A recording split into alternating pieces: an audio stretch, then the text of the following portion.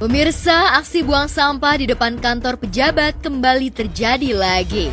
Jika November tahun lalu petugas kebersihan nekat menuang sampah dalam truk di depan kantor Bupati Seram bagian Barat karena tidak digaji 6 bulan, Selasa lalu, warga Kabupaten Sintang, Kalimantan Barat buang sampah bertruk-truk di depan kantor Bupati Sintang dan di depan kantor DPRD Kabupaten Sintang.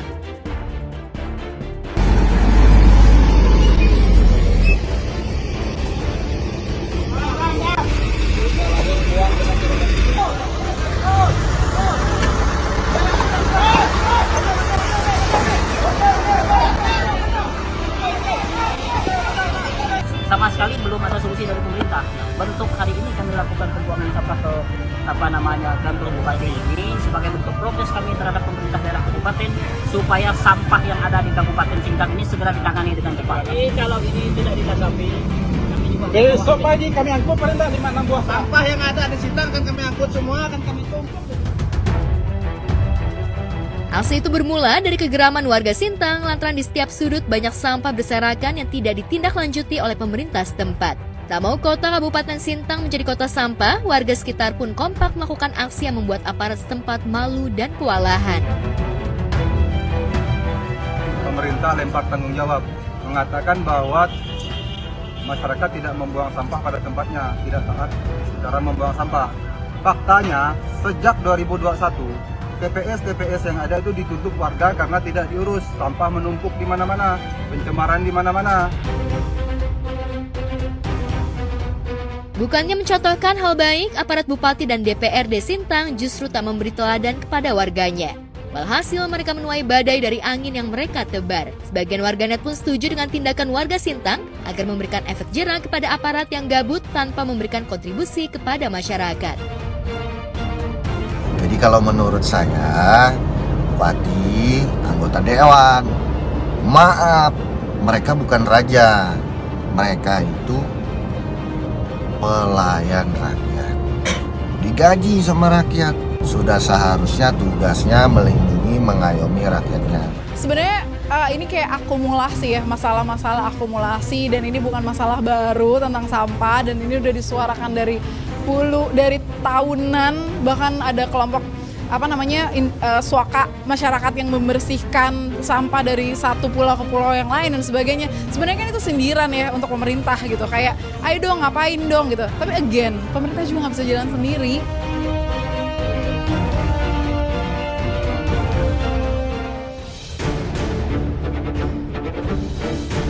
Sikap tegas Abizar Al-Ghifari terhadap netizen yang telah menghina almarhum ayahnya dipuji warganet. Kemarin Abizar melaporkan pemilik akun @projecthunter A yang cuitannya dianggap melecehkan martabat almarhum Ustadz Jeffrey Al-Bukhari ayahnya serta membuat adik-adiknya kena mental.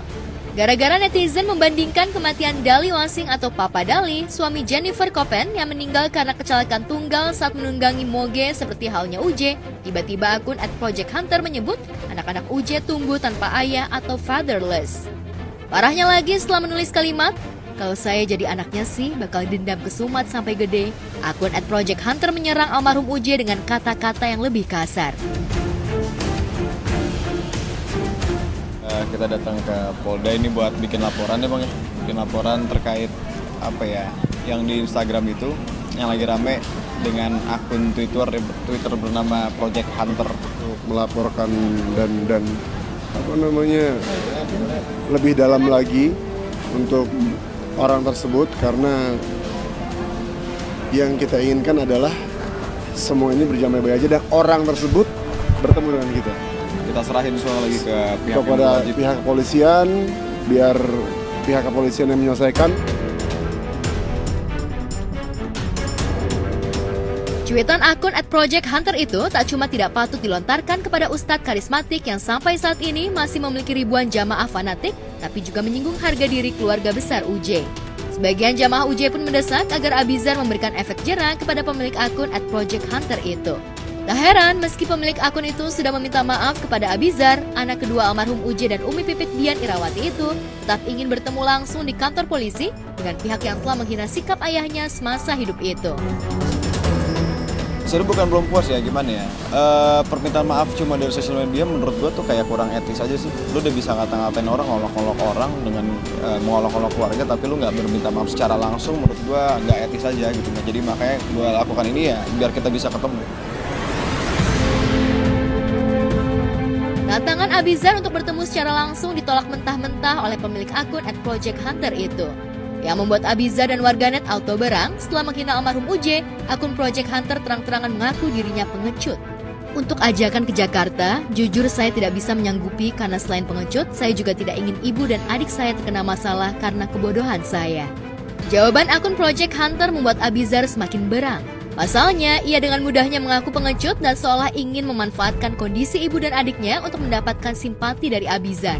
Terpampang nyata kalau pemilik akun @projecthunter justru yang egois karena hanya memikirkan mental ibu dan adiknya, tapi tidak memikirkan mental ibu dan adik-adik Abizar.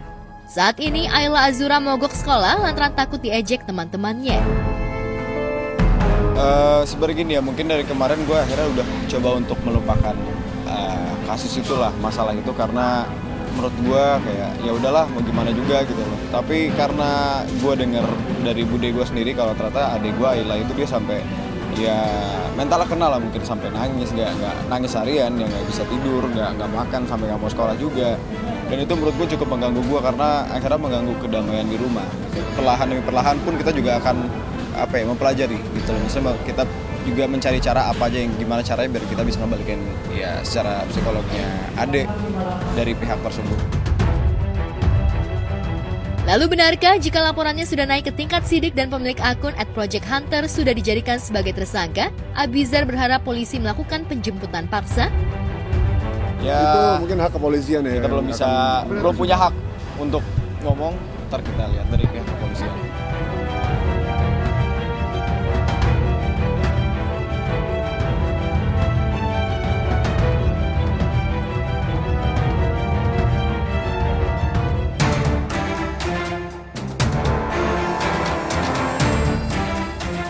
Belum seminggu bercerai, musisi Erdian Aji Prihartanto alias Anji Manji kembali mencetak sensasi. Mantan suami Wina Natalia itu mengaku siap melakukan vasektomi untuk memenuhi permintaan anaknya. Vasektomi yang merupakan prosedur pembedahan yang dilakukan untuk membuat pria mandul secara permanen itu rela dilakukan Anji karena janjinya kepada Saga Omar Nagata, anak sulungnya bersama Wina. Mengapa Anji bisa berjanji demikian pada Saga? Dijelaskan Anji saat tampil di podcast Deddy Corbuzier. Pokoknya cuma bilang, gak apa-apa, tapi aku pengen 2 hal, kata dia. Yang pertama, pokoknya jangan berubah gitu kondisi di rumah. Dan itu sangat bisa tertolong. Sangat bisa tertolong karena rumahnya tetap satu itu. Satu, dan gue tinggal dekat situ dan mereka sudah terbiasa dengan ketidakhadiran gue karena gue sering keluar kota. Dan yang kedua, dia minta satu hal. Apa? Manji jangan punya anak lagi. Oh wow. Gitu. Jadi anak lu minta lu gak boleh punya anak. Ya, Manji jangan punya anak lagi. Kenapa? Dan itu di depan ibunya, di depan kakak-kakaknya. I think I can understand. You will keep your promise? I think so. Dan kayaknya gue akan melakukan sebuah hal untuk itu. Lu mau bikin proses pemandulan? Tunggu, kalau pemandulan tuh bahasanya tuh, iya kan? Konotasinya tuh ini mas. Iya, tapi konotasinya, iya. Vasektomi. Aku nggak pengen Manji punya anak lagi, punya adik lagi selain aku dan Dede. Yeah. Dede perlu dijagain juga. Anji merasa sudah cukup punya keturunan karena dari hubungannya dengan Sheila Marcia, ia juga sudah punya anak perempuan yang kini berusia 15 tahun. Jika Anji berniat vasektomi, sudah barang tentu Anji masih berniat membangun rumah tangga baru, namun tak mengharapkan keturunan pada pernikahannya kelak. Ya artinya, lu mau kawin sama janda ya? ini ngarahnya gitu ya. Jago juga lo ya. Nggak ada Ji. Ya terus lu mau gimana? Lu mau gua ngomong selingkuh gitu? Enggak, ya orang enggak. Ya gue bertanya meyakinkan. Ini nggak direkam ini. Bukan persoalan gue itu pengen sama orang lain mas. Bukan itu. Banyak hal.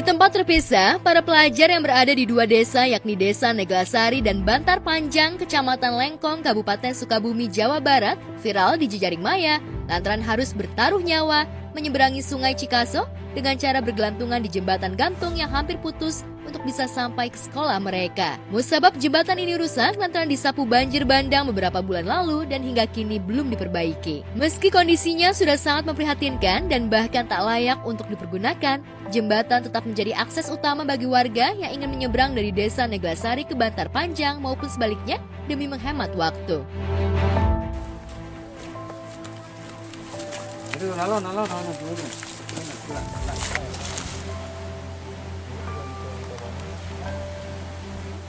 Takut. Terus cara jalannya gimana? Pegangannya kemana? Besi. Sakit ke tangan?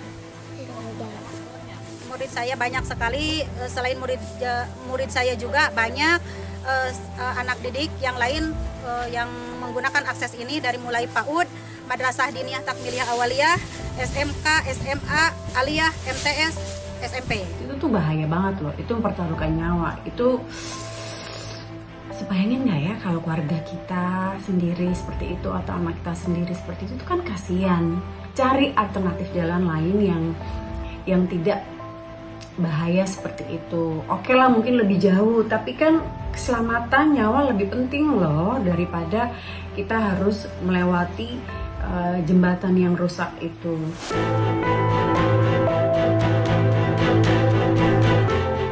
Tentu saja kondisi ini cukup mengkhawatirkan melihat para pelajar bergelantungan di sisa besi pijakan jembatan karena bisa saja terjadi hal-hal yang tak diinginkan seperti terjatuh ke aliran sungai berarus deras tersebut. Tak ada pilihan lain selain bergelantungan di sisa besi jembatan. Jika dipaksakan lewat jalur lain, jaraknya mencapai 10 km dan akses jalannya pun kurang memadai.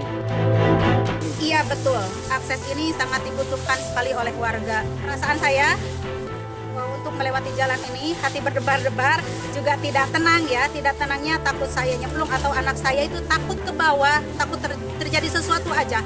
Maka ketika anak-anak ditanya, hati-hati lebih baik diantar oleh orang tuanya daripada harus menyeberang ke sini. Karena apa? Karena kita antisipasi ada sesuatu yang tidak diinginkan. Nah, kalau masukan untuk pemerintah setempat, mungkin ada baiknya untuk segera dibuatkan fasilitas yang mendukung pendidikan anak-anak ini. Karena bagaimanapun anak-anak ini adalah calon pemimpin masa depan yang fasilitas pendidikannya harus kita pikirkan gitu.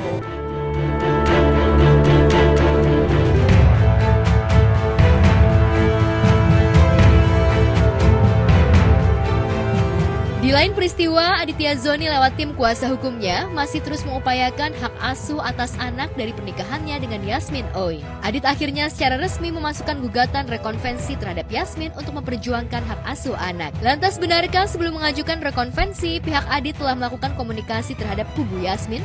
Lantas benarkah sejatinya Adit tak ingin melakukan gugatan rekonvensi? Namun karena sulitnya akses komunikasi dengan Yasmin, akhirnya membuat Adit dengan bulat melayangkan gugatan tersebut demi hak asuh anak ada di tangannya. Sampai dengan hari ini, tanggal 23 Juli 2024, Yasmin belum ada titik temu dengan kita antara Yasmin dengan pihak Aditya Zoni. Belum ada kesepakatan mengenai terjadi pembicaraan, cuman sampai dengan hari ini tadi jam 12 kita tunggu kabar. Malah dari pagi sampai siang Yasmin nggak bisa dikontak ya. Jadi akhirnya saya memutuskan untuk lanjut rekonvensi mengenai hak asuh anak. Itu doang yang saya punya sekarang, Mbak. Nggak ada lagi siapa-siapa. Bapak saya nggak ada, ibu saya nggak ada, abang saya lagi di penjara. Jadi saya nggak punya siapa-siapa lagi selain anak saya gitu loh. Saya tinggal sendirian.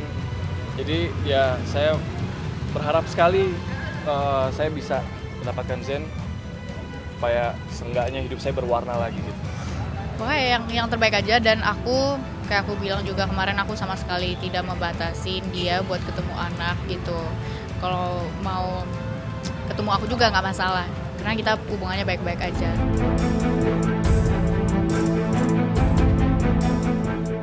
Kekhawatiran Adit terhadap anaknya cukup beralasan. Apalagi Yasmin yang merupakan warga negara Malaysia yang membuat Adit dibuat galau jika anak satu-satunya itu bakal dibawa ke negara kelahiran Yasmin. Apalagi belum resmi bercerai saja, Adit kabarnya sulit menemui sang buah hati. Tentu saja kesulitan serta jarak itulah yang membuat Adit melayangkan gugatan rekonvensi terhadap Yasmin. Jadi mungkin di satu sisi ini juga keberatan apabila anak dibawa ke Malaysia untuk pindah ke Malaysia. Dan Yasmin menginginkan bebas untuk membawa anak tersebut kemanapun, kapanpun bebas. Itu kita keberatan juga di situ. Jadi ada poin-poin yang kita perdebatkan di situlah. Anak yang menguatkan gitu loh. Jadi ya seperti itulah ya.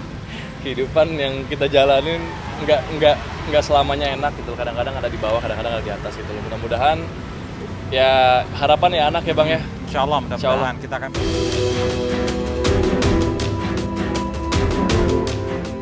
Lantas benarkah salah satu musabab Yasmin menggugat cerai lantaran Adit tengah dililit masalah ekonomi? Dan benarkah selain masalah ekonomi, Yasmin juga tak merestui jika Adit terlibat dalam politik praktis?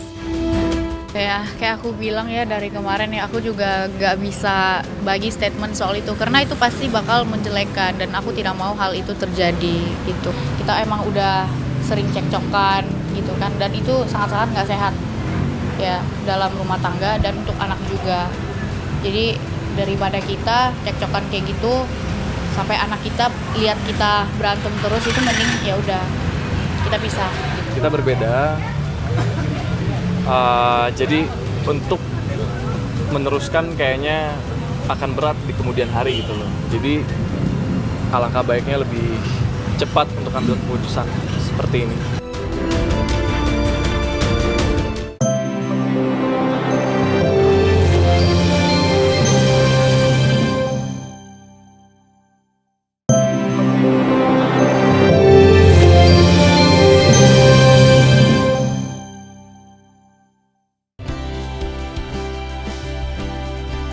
Sementara itu, jelang resepsi pernikahan, pasangan Thorik Halilintar dan Alia Mas Said mengajak keluarga untuk melakukan tes food di sebuah hotel yang akan menjadi tempat resepsi pernikahan mereka. Sambil menunggu Alia dan keluarganya datang, Thorik pun menyempatkan untuk melihat beberapa menu yang nantinya akan dihidangkan di pernikahannya nanti. Jadi hari ini kita bakal food tasting, ini adalah hal yang paling aku suka.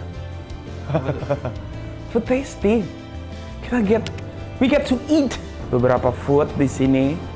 Tapi yang serunya hari ini tuh ada dua keluarga. Ada aku, Bang Atta, dan ada Ibu, Aal. Hai. Welcome. Chef. Halo. Aku ngeliat lagi agak Bingung, lupa. salah tidur soalnya. Aduh, kalau makan makanan gini aku suka. Belum makan? Belum, alhamdulillah belum. Aku puasa dari semalam. Jadi aku menyediakan tempat di perutku yang indah ini untuk dihinggapi makanan-makanan enak. Jadi kita hari ini tuh food tasting tuh adalah memilih makanan terbaik untuk acara kita nanti. Kan ibaratnya itu kita menjamu para tamu yang datang dengan, kalau dari kecil tuh aku diajarin sama bokap aku tuh adalah ketika ada tamu datang semua yang di kulkas harus dikeluarin yang terenak karena membawa berkah. Betul? Betul. Lihat. Kalau ini snacknya ya? Appetizer. Ini appetizernya. Pokoknya dari pesan Thorik Aal harus mulai dari yang fresh semuanya, yang first quality semua. Tuh. Ayam, salmon, tuna. Ini dessert. Ini dessert ya. Wah, nggak sabar guys. Kalau makanan gitu tuh semangat tau. Ya, setelah Alia dan Reza Artamevia serta Atta Halilintar datang, mereka pun langsung mencicipi beberapa menu mulai dari hidangan utama hingga appetizer. Sate lilit ya? Ini kan si sereal prawn. Ini itunya bang, ini appetizernya. Aku makan aja ya. Iya. Bang Atta akan komentator, dia yang makan. Bener-bener enak nih. Bu, kita tahun depan insya Allah ya Bu ya. Amin. Yuk. Sama-sama ya. Iya. Katanya Bang Atta juga tahun depan mau lagi. Amin. Lu nggak inget bang makanan dulu apa? Aku masih inget loh, ini bebek ada waktu itu. Ada ini. Daging juga. Tapi menurutku paling enak ini. Enak banget, lembut, kenyal. Itu apa bang? Itu daging apa? Lu pasti tahu kan? Udah ke main course langsung. Ini kan kita Kode-kode kan gak pakai bahasa basi nyari nasi sama ayam. Iya, cari nasi langsung. Tapi yang sehat yang kayak begitu, makan sayur dulu. Jadi perutnya itu dialasin dulu. Sehat kayak gitu. Buah duluan mestinya. Nah, nomor 1 Harusnya buah duluan. Buah. Udah tadi di rumah. Kalau aku nih, Maksudnya dari dulu nggak pernah bener sih aku.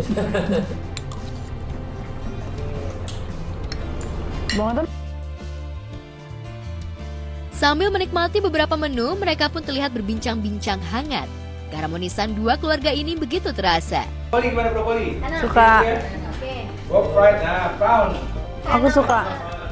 Menurut aku kurang gurih aja tadi. Ya kurang tasty. Ya. Terus kayaknya enaknya lebih tipis lagi gitu deh. Mungkin karena tadi lebih tebel gitu jadi kayak capek. Iya. Dan sambil digerakin yang sakitnya.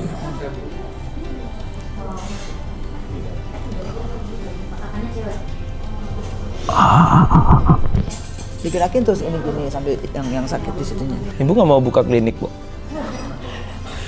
Nanti lebih laku itu daripada nyanyi. Jujur enak banget lagi. Sama halnya dengan Thorik dan Alia yang tengah berbahagia jelang pernikahan, teka-teki terkait asmara Al-Ghazali dan Alisa Dagwi semakin terkuat. Jika sebelumnya baik Al maupun Alisa seolah masih enggan menanggapi kabar terkait hubungan asmara mereka yang kembali terjalin pasca putus meski keduanya beberapa kali kepergok mesra di hadapan publik, namun kini Al dengan terang-terang mengumumkan jika mereka memang sudah resmi kembali bersama. Dalam akun Instagramnya, Al memposting video kemesraannya bersama Alisa dengan caption, "There are some things in life we can't control. Our love is one of them."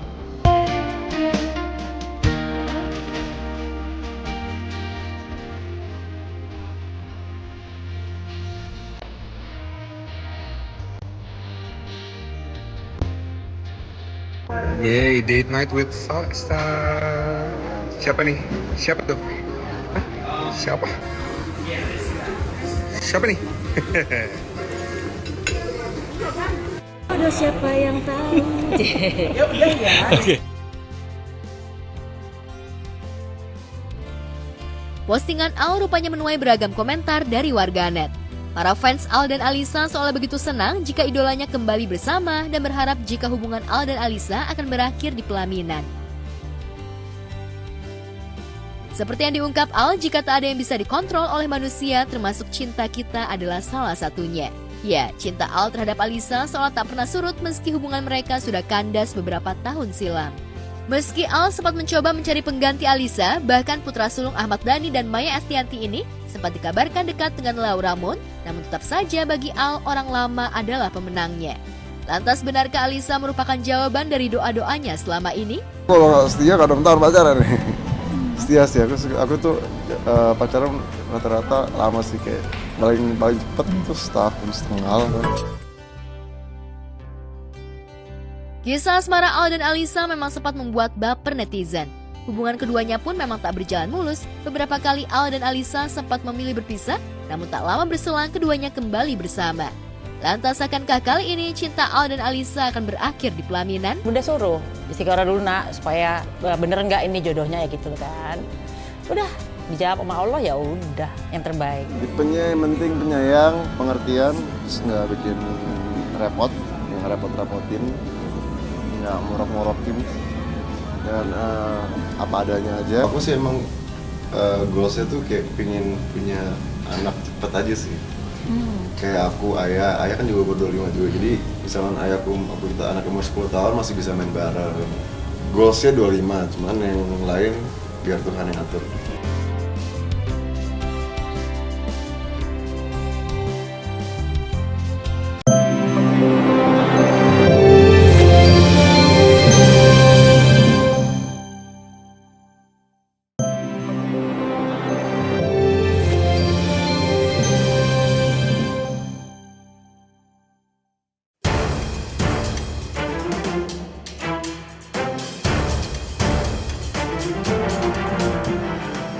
Viral seorang wali murid Kecamatan Petanahan, Kabupaten Kebumen, Jawa Tengah didatangi anggota organisasi masyarakat pemuda Pancasila usai mengadukan dugaan praktik pungutan tidak resmi di SD negeri setempat. Keluhan ihwal adanya dugaan pungli itu disampaikan kepada Sugiono, seorang aktivis LSM, hingga akhirnya dilaporkan kepada Polres Kebumen. Sontak saja aksi Sugiono itu pun memantik amarah ormas PP tersebut yang sejatinya tak ada kaitan dengan pihak SD negeri tersebut. Dampak dari laporan ini, rumah orang tua murid tersebut didatangi pria yang bernama Supono yang menjabat sebagai kepala desa Menganti sekaligus sebagai ketua ormas PP setempat beserta anggotanya. Dalam video tersebut, tampak aktivis LSM Sugiono mendapat tekanan dari Supono sambil berdiri dan bertolak pinggang. Supono mendesak orang tua murid mencabut laporannya ke polisi. Sayangnya Sugiono enggan mentaati hingga Supono naik pitam. Sering kamu bikin masalah. Apa? Butuh ngasih tak pusing aja. Nah, masalahnya apa? Kalau masih bisa dirembuk lah. Aja main. Saya seperti itu.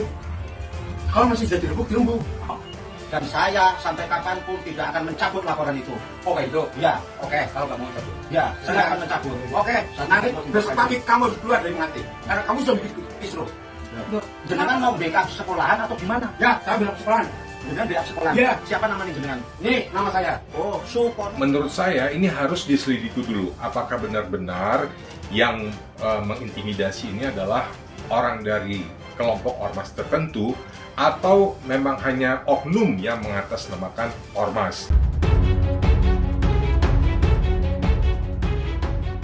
Karena sikap kerasnya tak mau mencabut laporan, sang kepala desa itu dengan lantangnya meminta wali murid tersebut untuk angkat kaki dari desa Menganti. Tentu saja sikap arogan ormas tersebut menuai kritikan bahkan hujatan dari warganet.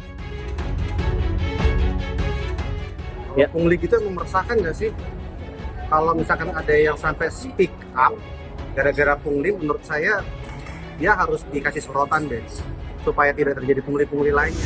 Yang menurut saya itu tindakan yang tidak wajar dan tidak benar yang dilakukan pemuda Pancasila yang harusnya mereka organisasi itu bisa menjadi role model, tapi sekarang ini sudah menjadi momok, ketakutan dan seringnya viral yang menyebabkan warga ini tidak percaya. Saya melihat pemerintah harus segera menindak tegas. Namun anehnya, usai video tersebut viral di jejaring maya, orang tua murid yang melaporkan adanya dugaan pungli tersebut secara tiba-tiba mengapresiasi tindakan ormas tersebut. Bahkan wali murid tersebut mengaku jika adanya ormas PP itu keluarganya merasa aman dan nyaman. Selain itu, wali murid tersebut juga mengaku jika dirinya tak ada niatan untuk melaporkan adanya dugaan pungli ke pihak berwajib. Namun sayangnya, warganet tak 100% percaya dengan ucapan wali murid tersebut. Warganet menduga jika wali murid dan keluarganya mendapat ancaman dari oknum PP yang juga menjabat sebagai kepala desa tersebut. Hadirnya saya di sini, berdirinya saya di sini ingin mengucapkan banyak-banyak terima kasih kepada Bapak Kepala Desa Jatimulyo, Bapak Kepala Desa Menganti, dan pemuda Pancasila bahwasanya sudah membantu saya, sudah melindungi keluarga saya atas permasalahan yang saya alami dengan keterkaitan pemberian kuasa saya kepada salah satu LSM yang akhirnya berbuntut kepada laporan ke pihak berwajib yang sebenarnya itu tidak saya inginkan dan tidak ada niatan sedikit pun dalam hati saya untuk melaporkan sebuah sekolah.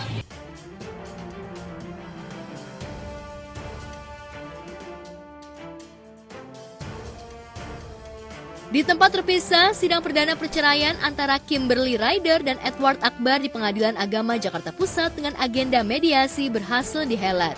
Sayangnya sidang mediasi itu tak menemui titik temu alias gagal. Kim, biasa Kimberly Ryder disapa, tetap kekeh pada pendiriannya untuk mengakhiri biduk rumah tangganya dengan Edward.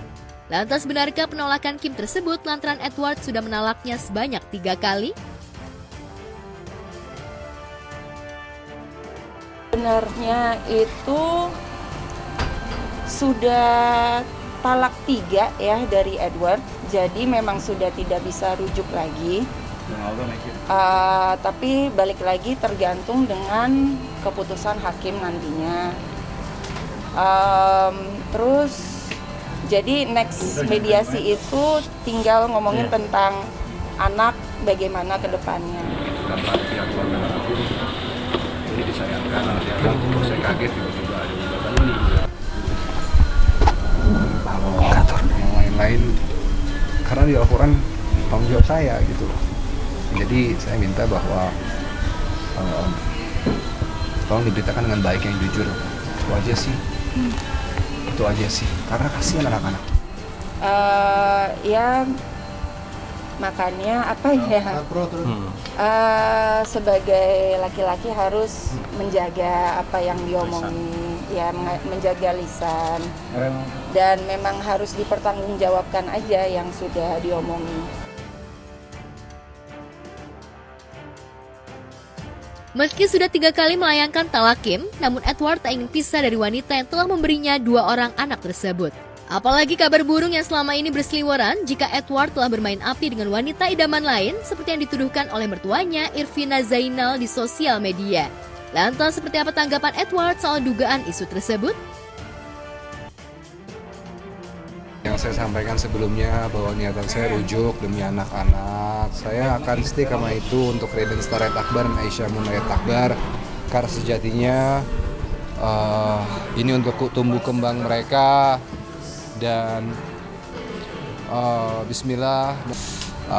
Jadi saya harus bilang saya menunggu dia dari Inggris sampai saat ini itu saya tidak pernah mendua ataupun berselingkuh. Itu aja, karena saya mendedikasikan hidup saya untuk keluarga. Doain dibalik ke kesulitan dan kemudahan.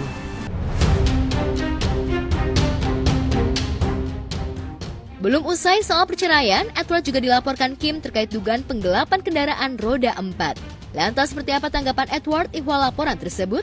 Benarkah karena dugaan penggelapan tersebut, Kim harus rela datang ke pengadilan menggunakan taksi? Atas nama Kim, mobil itu atas nama Kim, secara STNK, BPKB atas nama Kim.